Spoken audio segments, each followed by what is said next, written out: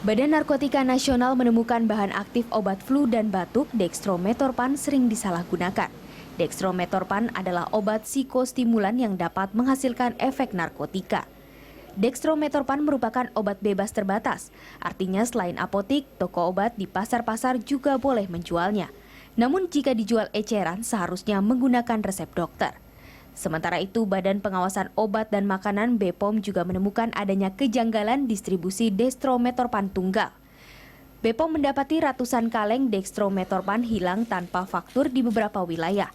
Distribusi dextrometorphan tanpa faktur melanggar aturan penjualan dan distribusi obat-obatan. Sejak Juni 2013, distribusi dextrometorphan dilarang dan produksinya dihentikan. BPOM menargetkan 30 Juni mendatang obat ini harus hilang dari peredaran. Yang bersalah adalah dia disalahgunakan. Yang ingin kita bersihkan adalah suplai ke tempat-tempat yang tidak pada tempatnya. Istilahnya ya di tempat hiburan atau bahkan kalau menurut ini di tempat anak-anak berkumpul atau para remaja berkumpul seperti itu.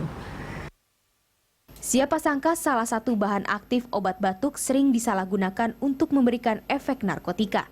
Maka lebih berhati-hatilah dan ingatlah untuk selalu membaca aturan pakai sebelum mengkonsumsi obat-obatan.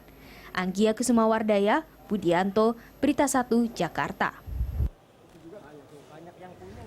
Pemirsa, seperti apa bahaya penyalahgunaan bahan aktif dextrometorphan di sejumlah obat? Kita akan membahasnya bersama dengan Deputi Rehabilitasi Badan Narkotika Nasional atau BNN Dia Setia Utami dan Deputi Bidang Pengawas Produk Terapeutik Narkotika, Psikotropika, dan Zat Adiktif Badan Pengawas Obat dan Makanan BPOM Retno Tias Utami. Selamat datang Ibu Diah dan Ibu Retno. Terima kasih telah hadir bersama kami dalam Jurnal Siang.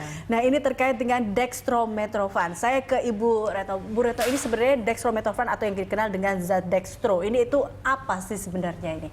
Ya, dextrometorphan sebetulnya sebuah antitusif ya, tetapi dia bekerja di susunan saraf pusat untuk menekan batuk. Nah, menekan batuk, tapi yang ditekan seharusnya batuk yang tidak berdahak. Sebab kalau batuknya berdahak, maka dahaknya tidak bisa keluar. Jadi ini hanya untuk batuk kering, itu saja. Jadi memang kalau kita bilang zat dextro ini itu memang untuk obat batuk. Iya. Dan kalau dipergunakan ke obat-obat lain ada nggak sih, Bu Retno? Selain untuk obat batuk saja dalam bentuk tunggal, ada juga dikombinasi dengan obat influenza. Biasanya dengan penghilang rasa sakit, dengan antihistamin, seperti obat-obat flu yang lazim dijual di pasar atau di apotek, di toko obat. Berarti rata-rata adalah obat batuk dan obat flu. Ya, nah, ini kalau ada nggak kalau dextro ini berbahaya mungkin bagi kesehatan ataupun bagi mungkin penyalahgunaan obat-obat lainnya? Jadi ketika kita menggunakan obat flu dia tidak berbahaya. Ketika dia dipakai sebagai obat batuk, dia tidak berbahaya. Yang berbahaya ketika dia diminum dengan dosis yang salah. Artinya satu kali minum itu 10 tablet, 15 tablet, 20 tablet. Itulah yang kemudian menjadi disalahgunakan. Karena yang disalahgunakan ini biasanya tablet yang hanya berisi dextro saja, tidak dalam campuran dengan obat flu yang lain. Berarti kalau hanya diminum dengan dextronya doang itu berbahaya nggak sih, Bu? Atau harus ada dengan campuran-campuran lainnya? Bukan begitu. Tadi saya sampaikan dextro itu obat batuk. Berarti dextro obat batuk. Obat batuk. Dengan kalau ada tambahan lain-lainnya itu tidak akan mempengaruhi, tidak apa-apa? Tidak apa-apa. Asal dosisnya sehari minum ya 3 tablet. Jangan lebih dari 3 tablet ya. Yang disalahguna ini minumnya satu kaligus itu 10 butir. Dan itu yang berbahaya. Ini berbahaya. Nah, Ibu Retno, ini kan juga ada beberapa untuk mendapatkan pil dextro ini. Apakah memang kita memerlukan satu surat atau petunjuk khusus dari dokter ataupun memang mereka bisa membelinya bebas di apotek-apotek? Dextro termasuk golongan obat bebas terbatas, jadi bisa diperoleh di apotek, toko obat, dan juga mungkin gerai yang sekarang pasar modern itu. Kenapa? Karena dia memang tidak harus dengan resep dokter. Tidak perlu dengan resep dokter. Iya.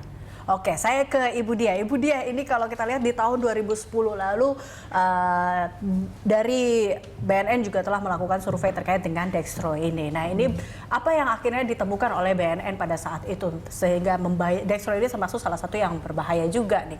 Ya, jadi waktu hasil survei itu memang menunjukkan, jadi ada beberapa kali survei ini pada tahun 2010 itu ada 2 kelompok, baik itu survei pada rumah tangga maupun pada pekerja seksual ya di situ, dan pada tahun 2010 yang hasilnya cukup tinggi itu, khususnya di pekerja seksual itu bisa sampai 5,9% di antara yang usia 15 sampai 20 tahun. Dan pada tahun 2011 itu juga ada survei di antara mahasiswa, pelajar dan mahasiswa, itu juga didapatkan hasil yang juga cukup tinggi, 9,7% yang menggunakan dextromethorphan.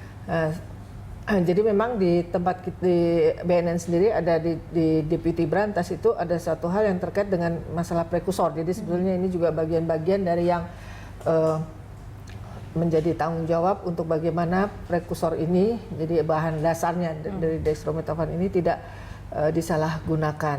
Oke, Ibu Dia, tapi kalau tadi kalau kita lihat dari 2010 kan hanya beberapa yang pakai, tapi 2011 kemudian ada mahasiswa. Beratikah ini ada peningkatan pada 2010 dan 2011, kemungkinan sekarang dan 2012, apakah seperti apa? Kita belum melakukan survei lagi, tahun ini baru akan ada survei lagi. Jadi memang yang terakhir itu 2011 yang dipublikasikan pada tahun 2012. Tapi memang mengingat bahwa sekarang ini kita tahu bahwa dextromethorphan ini bukan golongan narkotika, ya. Jadi harganya juga sangat murah, hanya 100 bahkan di bawah 50 rupiah ya, 50 rupiah harga pasarannya. Kemudian tidak beresiko ketika dia menggunakan ini secara hukum. Oke. Karena dia tidak dimasukkan di dalam Undang-Undang Narkotika Nomor 35, tidak ada.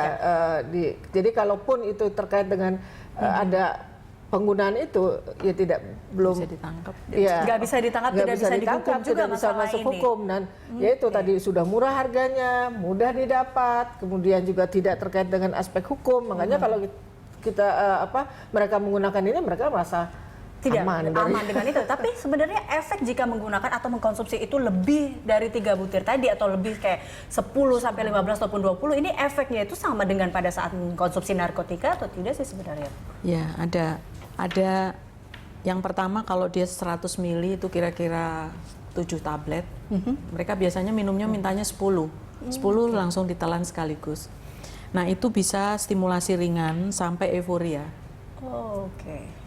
Kemudian kalau dia sampai 200 mungkin sudah terlalu berani, dia sampai 20 tablet, itu mulai dengan halusinasi. Berarti sebenarnya efeknya sama juga Bu ya, kayak narkotika. Dan ini juga maksudnya setelah efek berkepanjangannya juga akan berbahaya tentunya. Oke. Tadi pekerjaannya di susunan saraf pusat berarti. Iya, di susunan saraf pusat. Susunan saraf pusat. Ini bisa dikatakan narkotika jenis murah dong ini ya, karena banyak banget didapatkannya. Oke, Bu Dia dan Bu Retno, kita akan lanjutkan perbincangan ini. Pemirsa, usai jeda berikut kami akan kembali.